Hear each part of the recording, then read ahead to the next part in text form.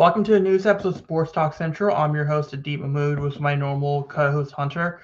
And today we're going to be talking about the Super Bowl, and we're going to be talking about the NFL head coach searches. So let's talk about the NFL head coach searches. All 10 all 10 teams that needed a head coach now have found their own. Just to recap, Dolphins bring in Halfley, Falcons bring in Stefanski, Bills bring in Joe Brady, Giants with John Harbaugh, Steelers with Mike McCarthy, Minter goes to the Ravens, Mike LaFleur goes to the Cardinals.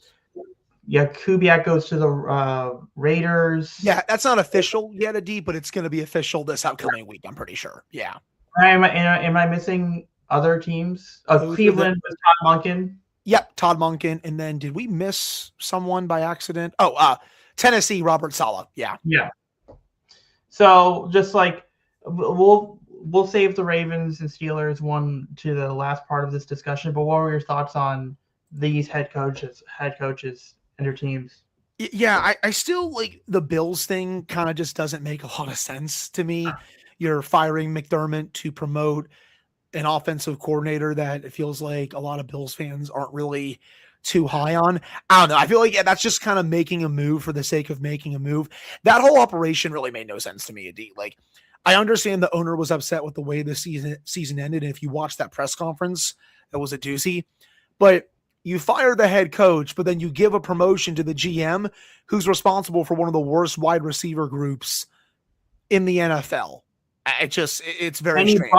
And you promoted him. And like I said, he got promoted for that. If there was someone to fire, I think it was him. The Dolphins, they got Halfley. I understand why a lot of people like Halfley.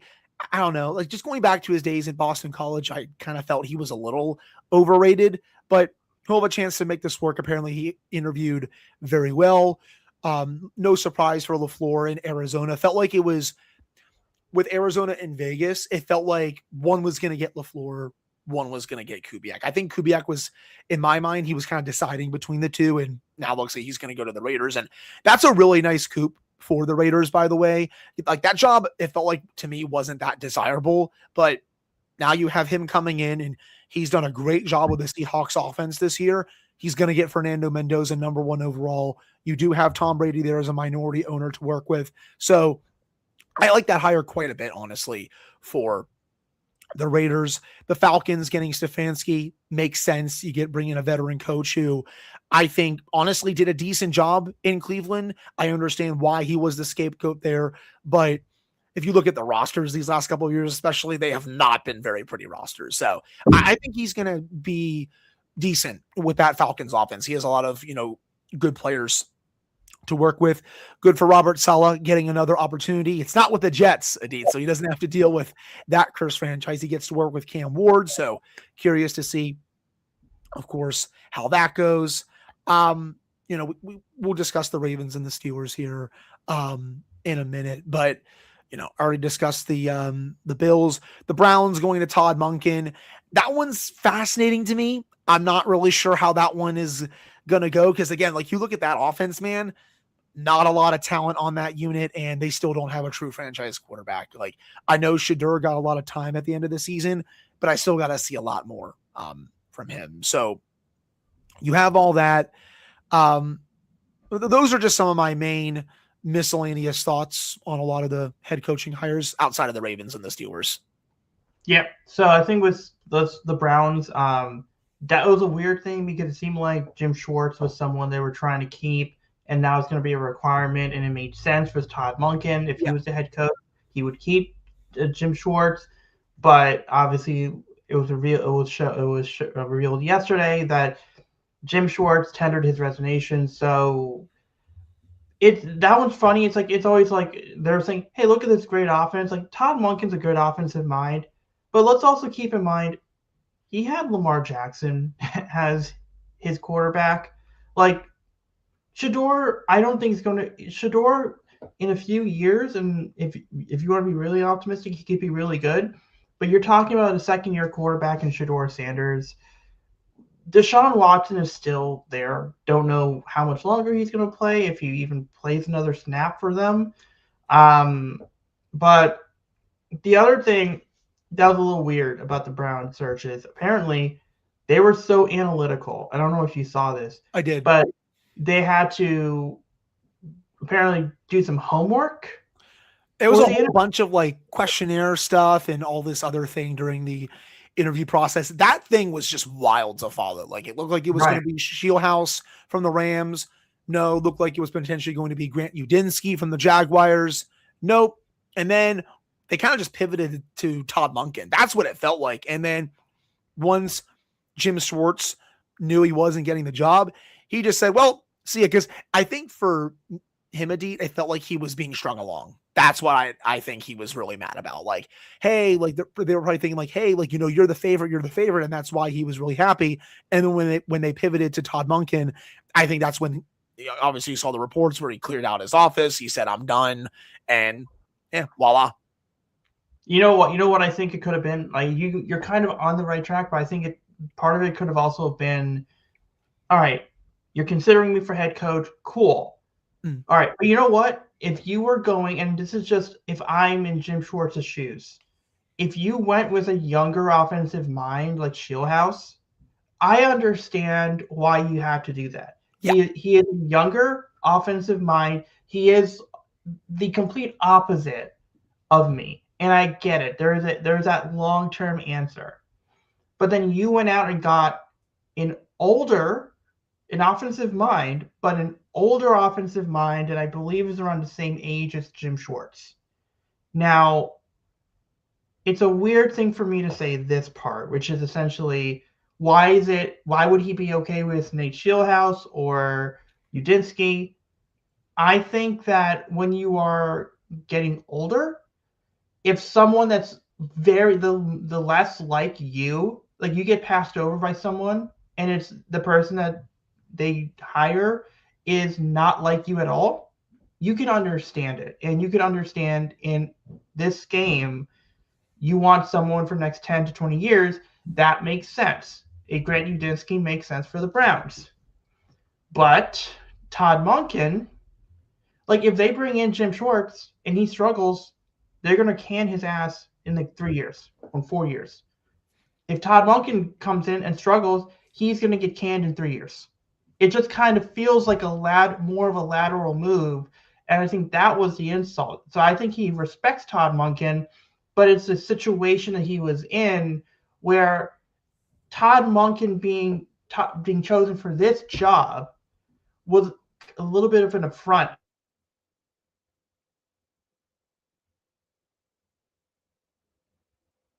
Might have lost a deet here potentially. I'm not super sure. I don't know if it's his Wi-Fi or Yeah. Okay. not. There we go. Yeah. So what I was saying is, so the other thing was it was also weird seeing they were very analytical, but yet they go as an older guy that doesn't seem like the more analytical type. So maybe they wanted a more analytical mind, and they weren't comfortable, so you just go with the safer option, Todd Monken. Um, the Cardinals, you got to figure out with Kyler Murray what you want to do there. So I think Mike LaFleur, I know that he wasn't very good in with the Jets as their OC, but I believe that was the Zach Wilson era Jets. You can't really do much with that. We'll see what happens with Kyler Murray if he's still there. Jeff Halfley, again, friend of the GM. Yeah. Players respect the guy. The Dolphins were kind of in that a really weird position. Harbaugh and the Giants, they wanted a stabilizing force. They wanted to kind of not bring back Tom Coughlin, but like kind of get like an older mind. So I do like that. Um, the Titans with Robert Saleh, again, that's a rebuild. Robert Saleh wasn't very good with the Jets, but he's been solid with the 49ers. His defenses have been really good. I like that spot for him as a rebuild opportunity. I mean, I like Clint Kubiak with the Raiders. Good developer, of course, like good offense, good developer. You got Brock Bowers, you got Genty. You get a nice receiver in the second round. You can start, and then you focus on the O line. I mean, look, people forget about this. Like, let's see what the Chiefs do next year. Let's see what the Chargers do. And the Broncos, I mean, you're going to get Bo Nix back. And Peyton's there. The Raiders could, in the right moves, they could be second, third in that division. And who knows what Kansas City will look like. So, so I think we can move on to the Ravens and Steelers at this point. So, like, Ravens obviously bring in Jesse Minter, younger, very analytically minded, defensive minded coach. I'm very impressed, and I mean, look, I've texted you this. I thought he was going to be the guy to replace Harbaugh like over a year ago. Yeah, I think he's his coordinators that he's hired are good. Anthony Weaver was a head coach. He's going to be a head coach for someone, but I think within the next couple of years, he's going to be a head coach. He was a finalist for the Pittsburgh job, and he'd also got a couple other second interviews elsewhere. Cardinals. Right, yeah, Cardinals as well. Yeah, I don't think you're going to have him for very long. I think 2 years tops before you have to find a new DC. He's going to be a head coach soon. Yeah, and if he gets hired as a head coach, good for him. He's earned it, and also Ravens will get 2 third-round picks as well. So smart move. We'll talk a little bit about some of the assistant staff, but the surprise is that you would think they go with an older offensive-minded coordinator, but the fact is, I don't think neither of us had this in the bingo card. I'm assuming we are both older, or we're both around at least the same age as Declan Doyle. Look, but I do like the fact that he's been in the Sean Payton offense for a few years. He went to Ben Johnson. We know that Ben Johnson and his offense, and from what the Bears were saying, what the players were saying, he wasn't calling plays, but he was doing the game planning. He was doing the detail. He seems like that type of guy that will stay up until midnight every single day to figure out patterns and how to create a game plan. And then also, if you look at the staff that and then if you bring in the staff, so I do like to hire, he is potentially someone who's a 1 or 2 years away from a head coach. So the Ravens might have to retool some of their coordinators at some point. But let's look at their assistant staffs here. I mean, Dwayne Ledford, who's their line coach and run game coordinator, he was really good with like that Falcons O-line and that run game was solid the last couple years. Obviously, Eddie Faulkner from the Steelers. Yep. He actually worked with Ledford back in NC State. The run game, I mean, obviously you have the problem, and I think you can kind of confirm this as well from how you've seen the game. It kind of felt like last few years it was like the run game was predicated on Lamar and his running ability, more so on the running backs. This might be more of that balance. I think with Ledford and Faulkner, you can have that balance where Lamar's athletic ability helps you, but it's not the driving force. Joe Lombardi is a senior offensive assistant. Obviously, he's got OC experience. He comes from a football family. Zach Grossi is the tight ends coach. He came from the Broncos. Sean Flaherty is the assistant O-line coach. Patrick Kramer is the quality control guy. Marcus Brady, who was with the Colts for a year as another offense coordinator. He's the pass game coordinator. So now they just need to figure out the wide receiver coach. The defensive coordinator, and then defensive coordinator is Anthony Weaver, like I mentioned. Tyler Santucci is retained as the inside linebackers coach. He's another guy that's had a younger guy with 3 or 4 years of experience as a defensive coordinator at college at Duke and Texas A&M. Harlan Bauer, outside linebackers coach. Obviously, good connection here with Aeneas Peebles, who played at Virginia Tech for a year, but he was actually at Duke the year before. Yep. Bauer was at Duke at the same time Peebles was, so we do have development there. Lou Esposito from Michigan, he is the defensive line coach. you see a lot of these college guys here. So Lou Esposito, Santucci, Bowers, Mike Mickens. Um, if you followed college football, you know that you might know that this guy is one of the driving forces why Notre Dame was able to create all these great defensive backs. That's a huge get from PJ Volker was the defensive coordinator at Navy for a few years. Miles Taylor, um, defensive backs coach, and then they lost Daniel Stern, who was their game management analytics guy, to Cleveland, but they're replacing him with Charlie Gilman, who was with the Colts. So he's going to be the third down, like the analytics, third down, fourth down guy they have on staff. They're keeping Randy Brown in terms of senior special teams coach. They just need a special teams coordinator. Could be Anthony Levine. Could be one of these coordinators that are playing tomorrow. So they've been busy. But what are your thoughts on some of these hires the Ravens have made and also the Steelers? Yeah, I really like the coordinators that the Ravens, especially hired. I think Doyle, now that he's going to get the chance to really call plays here, have that experience with Ben Johnson. You talked about Sean Payton. I think he's ready for this after spending a year also with Johnson and seeing how Johnson operated things. He's been kind of looked at a up and comer in terms of a play caller. So really curious to see how he does with Lamar and the rest of that offense. If he does really well, he's going to get head coaching interviews pretty soon. Anthony Weaver, again, I think this year, when you look at Weaver, his defense by the metrics wasn't that good, but he also really didn't have a lot of talent to work with in Miami.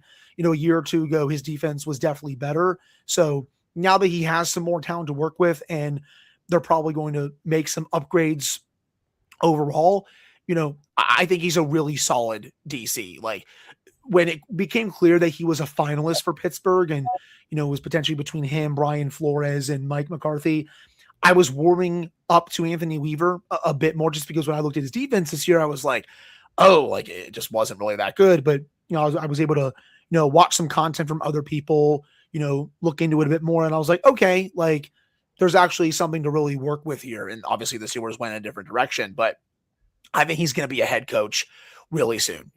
There's a reason why he interviews, really well. It's, he's a great talker about the game of football. He's also a really good coach in general. So I really do think his time is coming in terms of being a head coach here pretty soon. Again, just even going back to before his time with Miami, I'm pretty sure he also played in the AFC North as well.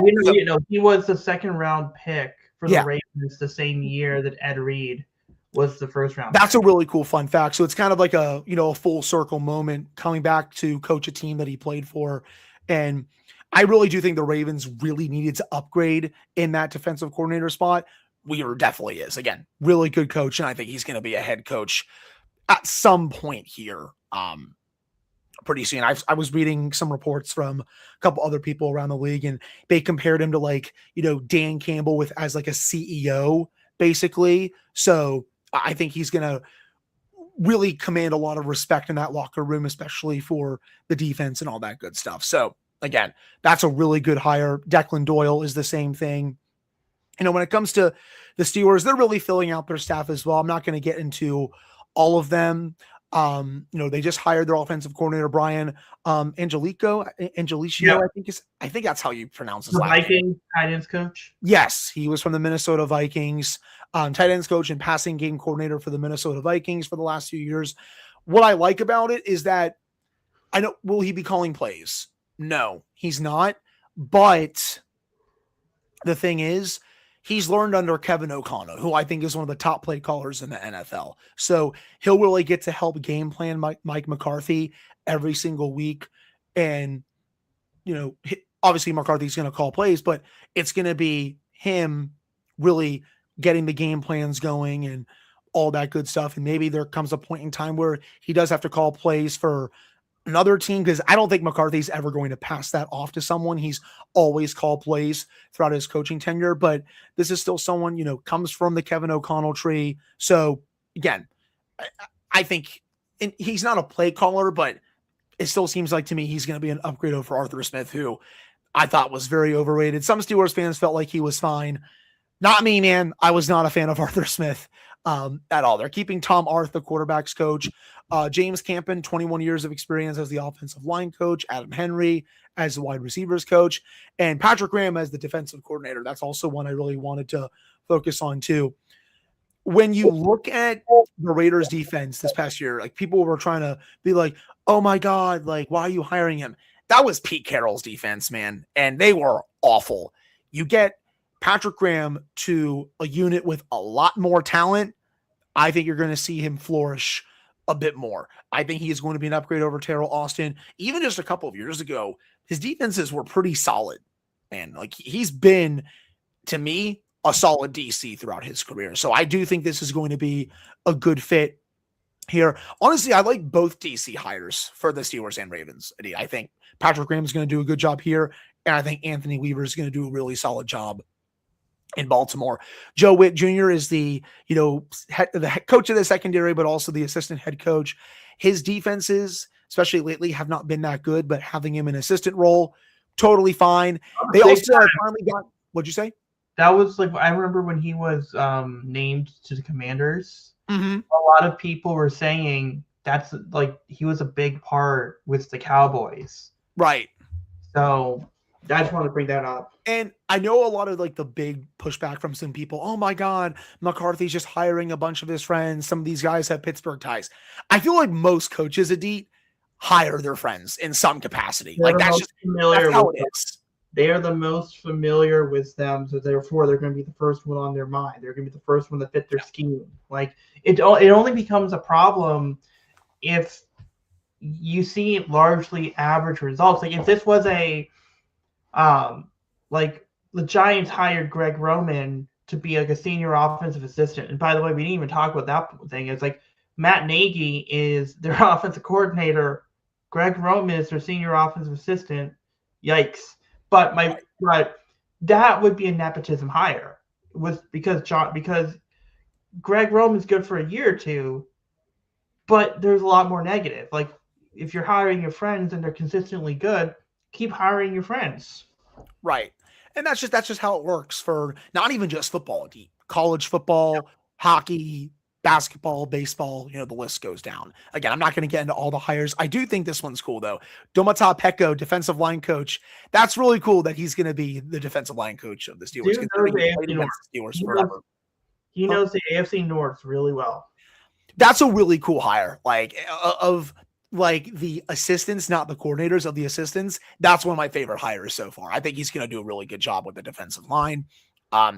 Defensive quality control coach, Pat Riley. Hey, we also have a defensive pass game coordinator, man. The Steelers are finally catching up to to 2026 in terms of how to build a coaching staff. Because when you looked at Mike Tomlin's, you didn't have these type of roles. Like this staff that Mike McCarthy's building, it's probably going to be the biggest coaching staff the Steelers have ever had, in my opinion. And they're still not done. They hired their special teams coordinator, Danny Smith isn't coming back.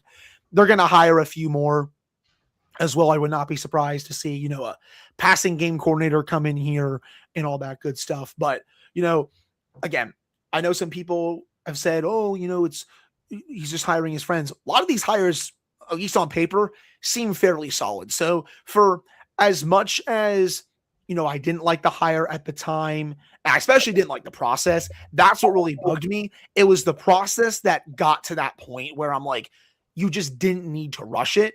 But it's over. It's done what they hired him. For as much as I didn't like the hire and I still have major questions about it, I do like the staff that he is building around him. So we'll see. Those are my thoughts. Yeah, no, I think I was going to ask, like, do you think these special teams are going to take a step back with Danny Smith not being there, or are you just seeing who's going to be the next guy? We'll see. I mean, it's funny. Danny Smith was really good at scheming up, punt blocks, especially great at that. But I felt the kickoff return game had really struggled under him. The punt return game had not been that good. It felt like every single time they had a good one, like a good punt or kickoff return, it was called back for holding. And, I've been saying that a lot for other teams as well, but just felt like there were too many blunders. So this may be an unpopular opinion. I wasn't too mad about him leaving. great personality. He's hilarious on the sidelines, and he is a good coach. But it felt like the Steelers, they still needed a change there. So I'm fine with him moving on. I'm curious to see if the new special teams coordinator can unlock some things in the kickoff and the punt return game that need to be better. Yeah, so we're going to move on to the Super Bowl, but also I do want to bring up the Eagles did not have they were not trying to replace their head coach, but we found out a couple days ago, Jeff Stoutland, one of the best offensive line coaches in the NFL, he's leaving. Vic Fangio apparently was considering retirement. Everyone and their mother turned down the Eagles' offense coordinator position. And we don't know what the AJ situation is. AJ Brown. That is something's up. There's some ego issues going on with Philly, and the Vic Fangio retirement stuff. Yikes! If they only were able to hold that for a year, I mean, Jim, like, you think let's had he retired, do you think Jim Schwartz would have been the first call? I think so. Yes, it makes a lot of sense for him to go back there. So yeah. All right, let's move on to the Super Bowl. Obviously, Super Bowl's tomorrow. Patriots, Seahawks. For me, Seahawks, highly efficient scoring offense, great scoring defense. Mike McDonald has got that defense humming. My keys to the game, you do have two good quarterbacks. I mean, obviously, Drake May, 72% completion percentage. Sam Darnold, he's reinvented himself. I don't know what his contract situation is, but he could be in line for a big, like somewhat of biggish contract, but a big contract that would still allow Seattle to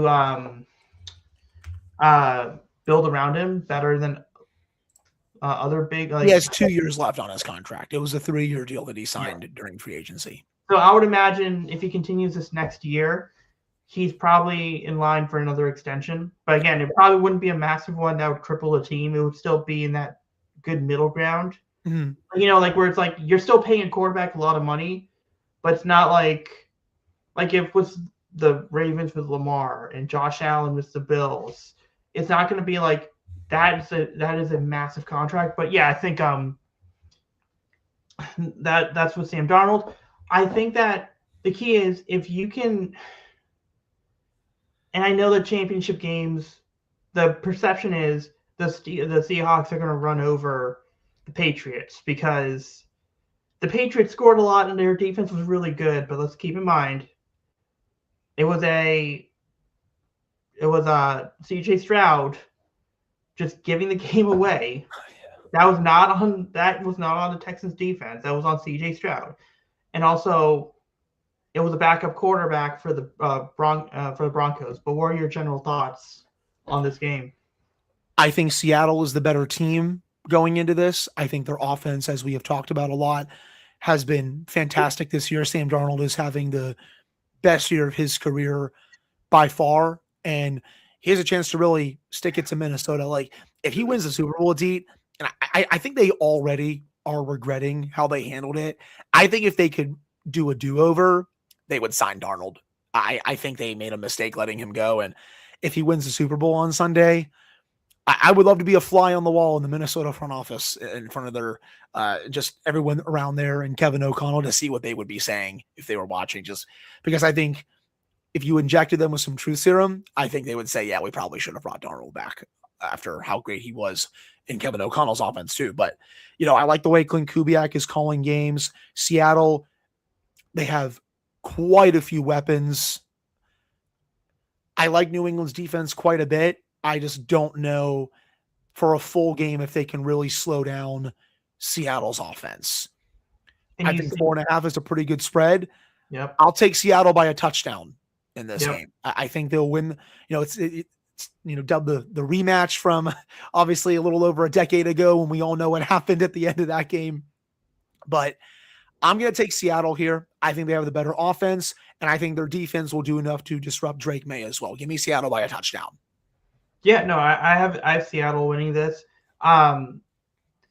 like I said, I don't think they're going to boat race the Patriots, and I know based off the championship games, it could look like that. Yeah, I don't think it's going to be as bad as last year's Super Bowl was, which was over at like halftime, basically. Or the NFC, the playoff game between the Seahawks and the 49ers this year. Yeah, I don't think it's going to be like that either. Yeah, but you know what? I'll put it this way: I trust Mike McDonald's defense to slow down Drake May more than Mike Vrabel's defense to slow down Sam Darnold. And look, Sam Darnold could very well struggle. But I just trust the Seahawks defense, even though Amenwari is going to be playing, but we don't know how. Clearly, he's not going to be at 100%. But yeah, like Kenneth Walker looked really good. JSN looks really good. Mm-hmm. I mean, let's not forget. I mean, Cooper Kupp was the Super Bowl MVP a few years ago. And he's not even Rashid Shaheed, man. He's also been fantastic for them since they acquired him. Yeah. And then again, think about it, right? If like Cooper Kupp on most teams, like we would be saying, this offense is great. They got Cooper Kupp. We're saying the Seahawks offense is great. They got JSN. They got Rashid. They got Walker. They got Cooper Kupp. Like we're like. That's what makes the Seahawks really dangerous. And I think Diggs, is going to get his. Obviously, the running backs for New England look good. Matt Collins, I think, can make a couple of big catches. But I think it could be I think it might look close, but I do think that Seahawks defense is going to carry the game in, I would say, midway through the third quarter. I think you're going to start to see the Seahawks defense really start to dial up the pressure. And you might even see, I'll say this, I think you're going to see a turnover.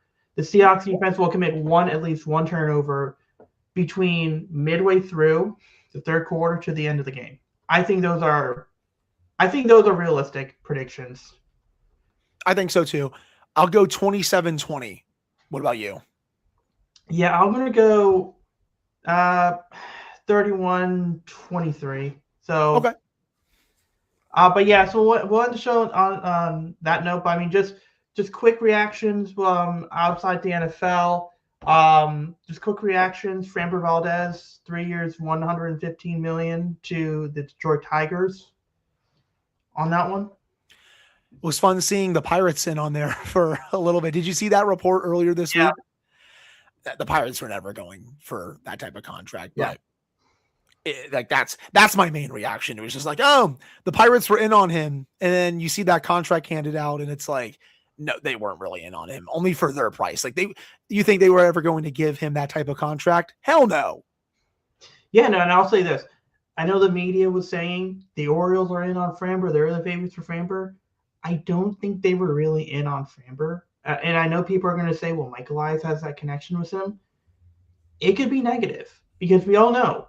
He had the whole thing was crossing up the catcher, and there was those reports that if you listen to the Astros radio people, he's a little bit of a head case, and he's kind of like he needed to see a psychologist. He's a little hot-headed. I don't know if I want that with Gunnar Henderson and Rutschman and all those guys. Also, the Orioles make a trade for Blaze Alexander. Adding on to another whitish sounding name to go into collection of Colton, Gunner, Adley, Blaze. They got a dude named Maverick. So super athletic infielder type, can play the outfield. Really interested to see what the move is. Kate Stroud's a pretty good reliever, and he had options. I wonder if this means they're going to bring in a couple of other guys. We'll also see what they're going to do with starting pitcher. Nationals, I don't think they've made any big moves in the last week or so. Not since Mackenzie Gore, no. So next week we'll talk about more baseball related. This was I just wanted to bring up the Framber Valdez thing because that was more recent and that's a bigger free agent. But if you have time, depending on the schedule, we'll see you guys next week. Right, we'll talk to you guys next week.